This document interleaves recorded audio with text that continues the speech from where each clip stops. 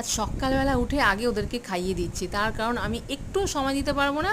তোমরা তো সবাই জানো যে এক সপ্তাহ উপর হয়ে গেছে, বৃষ্টি সমানে হয়ে যাচ্ছে, আর এতটুকু রোদ বেরোয়নি। আজকে রোদ বেরিয়েছে, আজকে সব কাজ পুরো ঘরটা যেরকম ধোয় না সেরকম ধুয়েছি, এরকম মনে হচ্ছে আমার।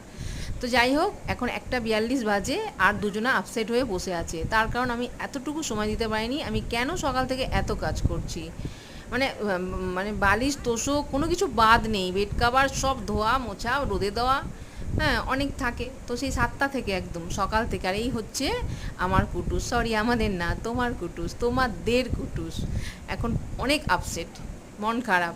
আমি কেন সময় দিইনি, এখন অনেক ওকে আদর করতে হবে, খাওয়াতে হবে। তারপরে আরও একটা তো জানো টেন্ডেন্সি আছে যে ও ভালো করে যদি বারবার না খায় বমি করে, ঠিক আছে। তো চলো, আমারও হয়ে গেছে। আমি ওই স্নান করে উঠে এখন ঠাকুর ঠাকুর দিয়ে সব কাজ সেরে উঠেছি, আর আমি এখনও খাইনি, জানো তো, কিচ্ছু খাইনি।